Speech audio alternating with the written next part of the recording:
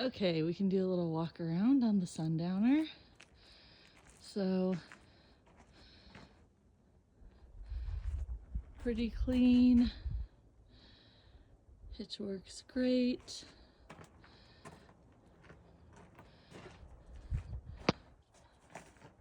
There's just the tiniest little dent right there. Had it when I got it. Little scuff on the rail on this side.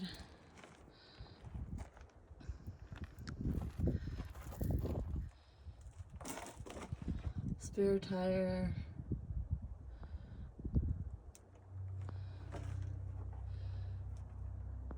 Jack works fine. Manual. See the underside. Little tiny scratch on the rail on that side too.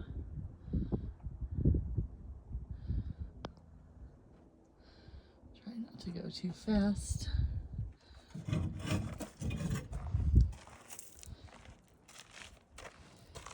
Door latches are in good shape. Running boards are in good shape.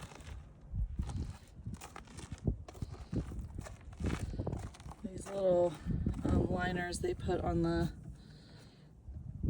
wheel wells. Could probably use a couple more bolts.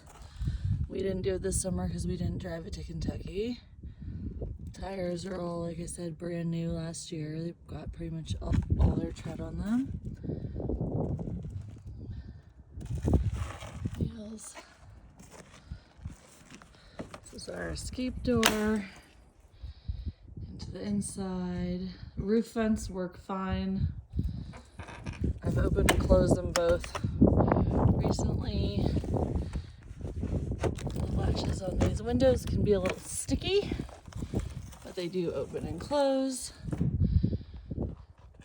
And the bars, it has bars and screens. I'll do the tack room door too.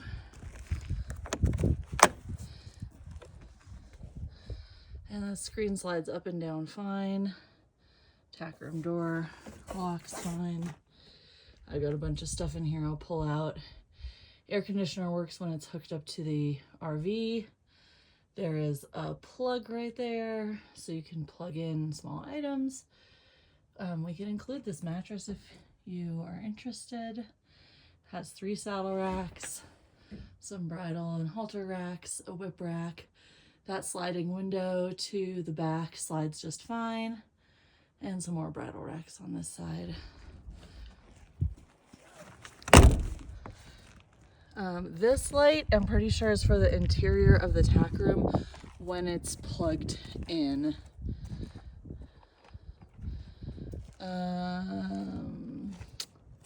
Latch for the top Dutch door. I did have that one replaced, so it's in great shape. Tie rail.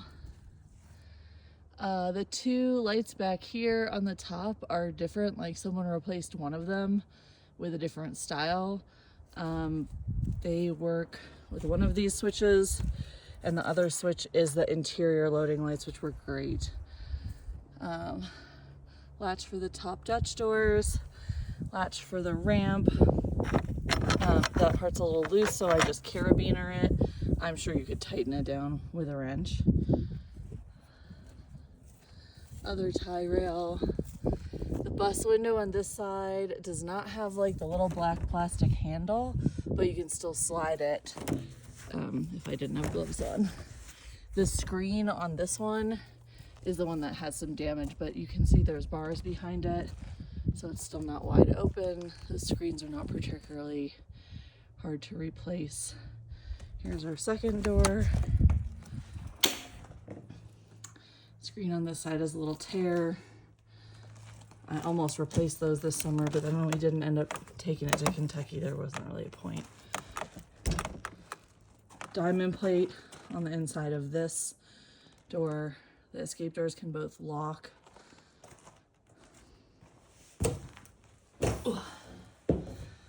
So here's the interior of that window into the tack room.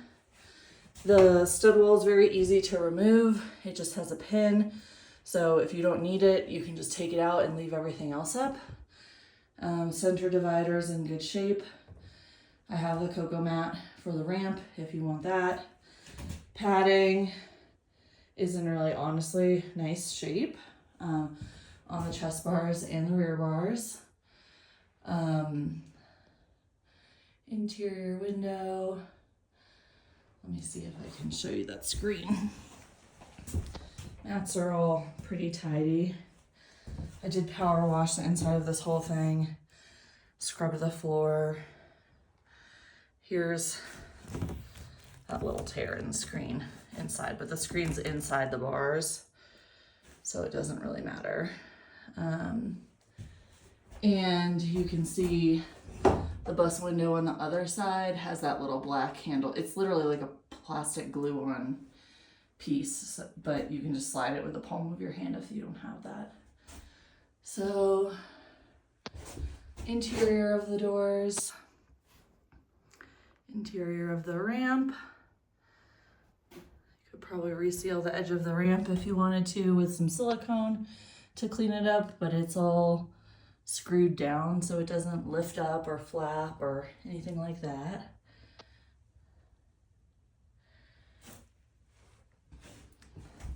This center pole is not into the ground, so when you drop down one of these, you can push the whole divider to the side and make it really nice and wide open. There's a little electric tape repair to the padding on this side. That was there when I got it. In 5 years, it really hasn't accumulated any additional damage.